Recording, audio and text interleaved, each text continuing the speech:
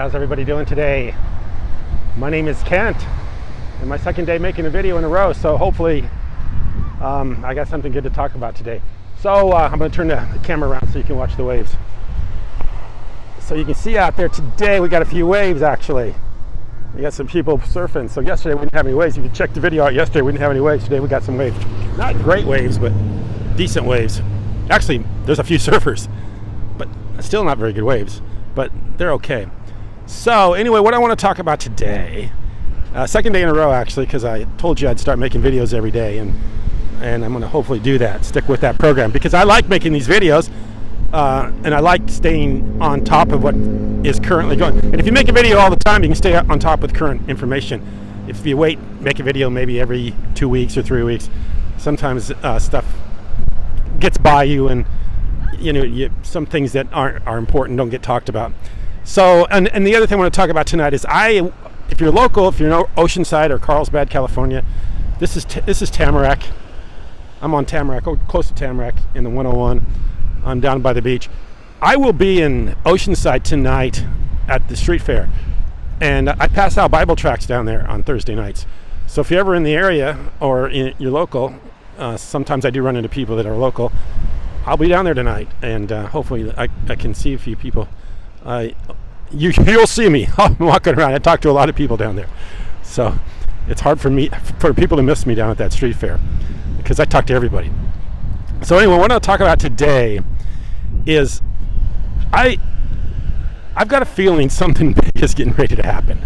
I don't know what it is, but something's just not right now with the world, and especially here in the United States. There's just some really kind of a strange. I don't want to say vibrations because everybody says that. There's some strange feeling going on in our country, and in the way, I talked yesterday about the economics, how I knew this thing was going to blow up a long time ago. I just had a feeling for it. In fact, in the late 90s, I was buying gold and silver because I just thought, I realized right away that the dollar was going to tank one of these days. So I started buying gold and silver. Unfortunately, I needed to sell it in the early 2000s, and that was during the tech boom, and I ended up taking a lot less for it than what I paid for it. So I got kind of a bad feel for gold and silver out of that deal. But anyway, I had a feeling back then that it wasn't going to go on forever, although I didn't have the urgency that I do now.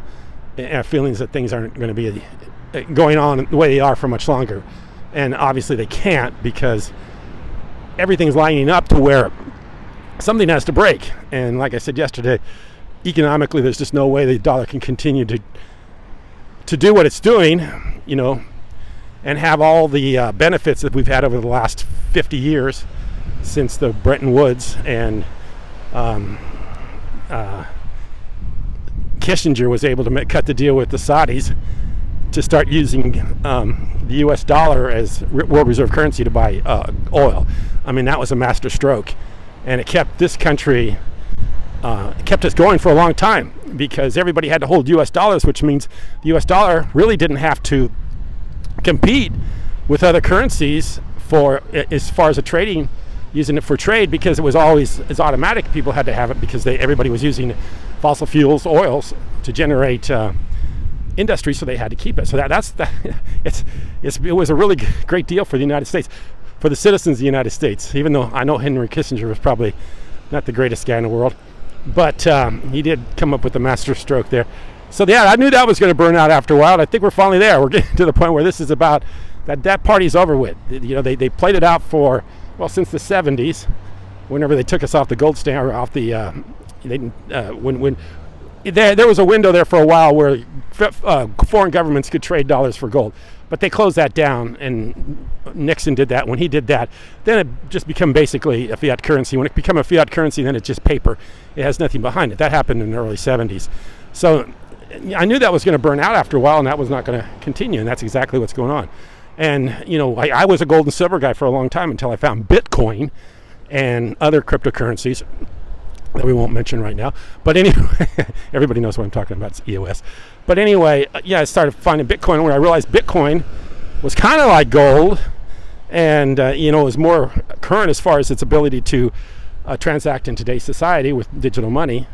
So I just started investing in Bitcoin, and that's kind of the play I used for a long time.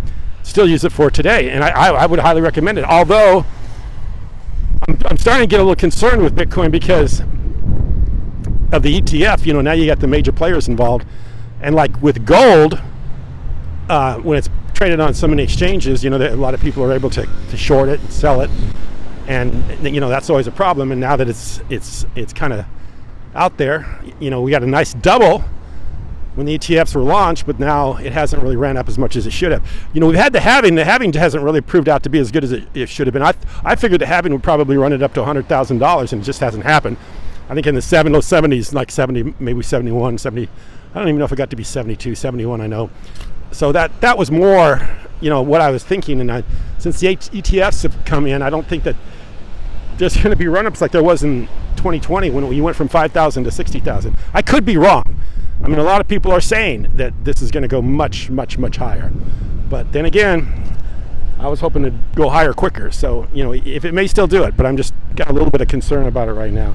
Although, what would you buy? Would you buy the U.S. dollar right now, or hold the U.S. dollar? Would you, if you had savings right now, would you just hold it in a treasury where you're getting 4 or 5% on your interest, or would you buy Bitcoin where it could conceivably go to $70,000-$80,000 pretty quickly? I know what I'd do. I'd be buying Bitcoin.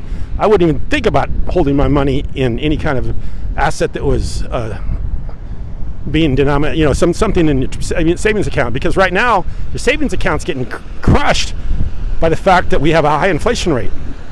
So $100,000 in savings this year won't buy what $100,000 will buy next year.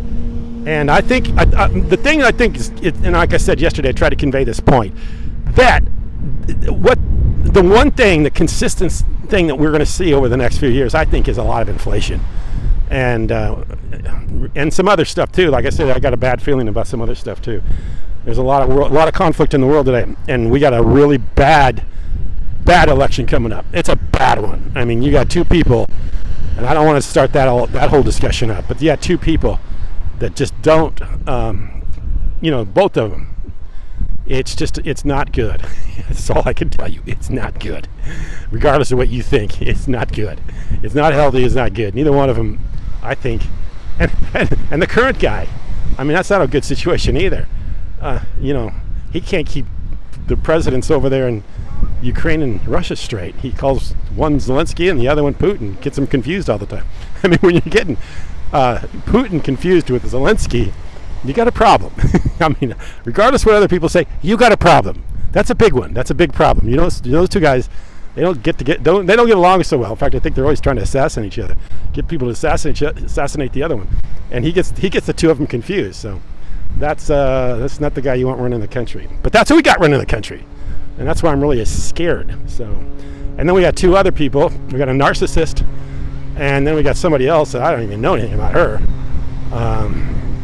I'm afraid to know too much about her, to tell you the truth. I think the more I know about her, the more afraid I'm going to get. So both of them, I mean, it's just to the point where I don't really care to know too much more about any of them. I know enough already. And like I say, that's why I'm passing out Bible tracts at the street fair tonight, because I'm kind of worried about the whole situation. You can't have all this stuff going on, all these people doing things the way they're doing it, and then have some sort of a idea that we're going to be a country that's going to exist for much longer. Just too many problems going on. And like I say, it's been going on my whole lifetime. So nothing's new under the sun. It's just that I think we're drawing to a conclusion of something happening fairly quickly. And I kind of feel it amongst a lot of people. When I talk to people, even down here, like along this sidewalk when I'm walking along the beach, time I talk to people, I'll talk to people at the street fair. Everybody I talk to right now has kind of got a little bit of uneasiness about them. Nobody feels, oh wow, you're really feeling good about the future. Everybody seems to be a little bit worried about things. So that's kind of a general concern right now. And that's what this video is about. It's just that I think a lot of people are starting to be concerned about a lot of things in our country and a lot of things going on in the world. It's not a good time. So anyway, it is what it is. And I made a video a week or 2 weeks ago, talking about a kind of a spiritual walk, and maybe not a bad time to start thinking about stuff like that. So anyway, I appreciate you watching. Thanks.